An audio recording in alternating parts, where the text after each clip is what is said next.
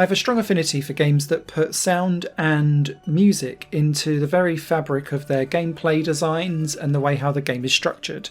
And Onde had me at first sight with all of this, because music and sound is right at the centre of everything that you do in Onde. What I wasn't expecting, though, was a really well crafted and genuinely clever puzzle game that made me go, ooh, more than a few times during the playthrough. In Onde, you play as this amoeba-style character, and although you do have some vague movement, the vast majority of what you do is about being tethered to what I would call musical light emitters.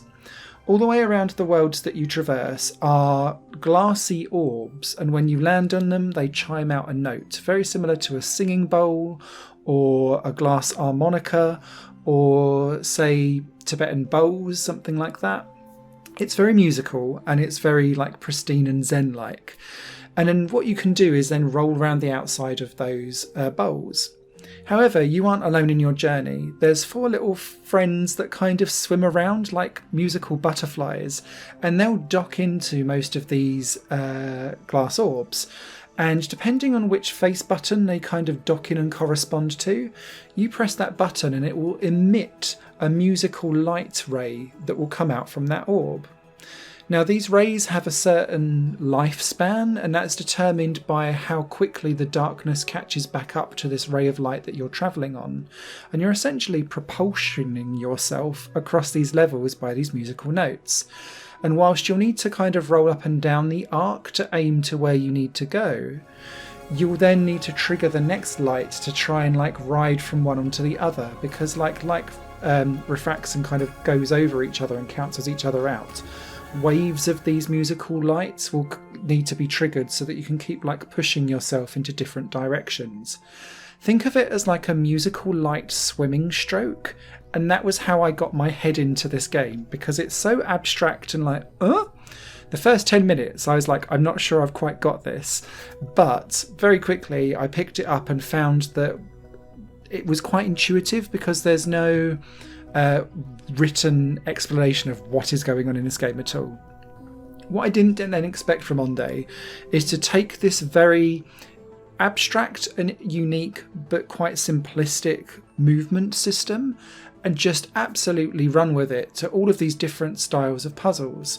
Some of them are timing based, some of them turn into a full-on chase scene where you've got all of these creatures of sound, black sound waves coming to get you, and you need to kind of dodge around them.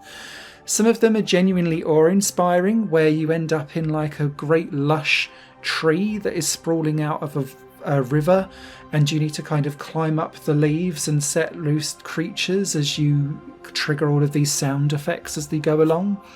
It's one of those games where the music, the gameplay and the visuals just synergize beautifully together, and you can tell that this game was in development for over 5 years, because it's elegantly abstract is probably the best way that I'd describe it.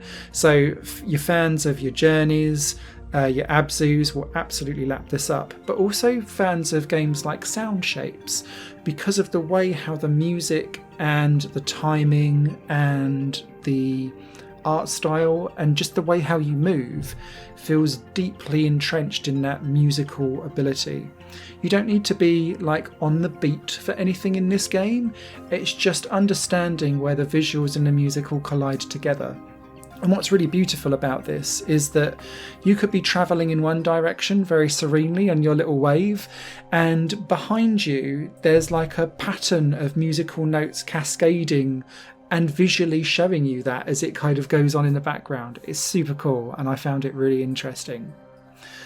Now, Onde describes itself as a Zen-like journey, and whilst it is zen and peaceful for the majority of it, you do have to have skill to get through this game, and it's very generous with its checkpoints and all of that kind of stuff, but there is actual full-on gameplay here.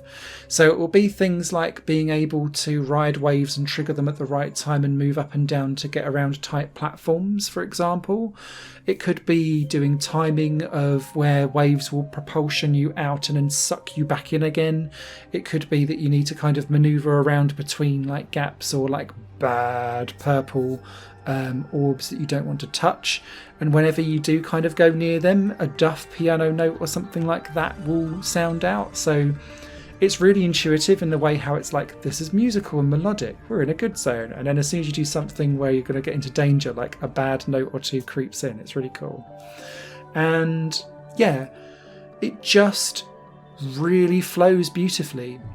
The game itself is about 2.5-ish hours. If you're taking your time, I stopped and was like, ooh, for certain moments, because I found it really, really cool. You could probably do it in just under 2 hours if you were speeding through, but I think in some ways that would miss the point. There are some sections though in Onde where it all flows just musically and gameplay wise into like almost like a Goonies trap, where you're constantly like tumbling around different sections, and that really showed off Onde's graphical and technical prowess as well, because it looks beautiful, sounds beautiful, and then when you take back over from the gameplay bit, you're like, cool, and then you kind of dive back on and do your own thing. Genuinely surprised. When I played this demo in Steam Next Fest earlier on this year, I came away going, okay, and was quite intrigued. This game as a whole, that was just the beginning. I know that sounds really stupid to say from a demo, but it just hints at the way how it then manipulates these mechanics around to do some really fantastic gameplay. So yeah, 2 hearty thumbs up from me. Beautiful game, thoroughly recommend it to anyone that enjoys a calm and relaxing experience, anyone that loves their music centrally to any games that they play, but also to those who just want an abstract and different and unique experience in gaming, because I've not really played anything quite like it. Written review over on higherplanegames.com. Take care. Higher Plane Games is part of the Higher Plane Network, a completely independent media outlet supported by people like you. The goal is to create the best possible content that cultivates a richer indie scene for games as well as music and entertainment. To find out more and to get involved, visit patreon.com/higherplane-network. Your support makes all the difference, and in return you'll gain access to bonus content and downloads. Thank you for watching.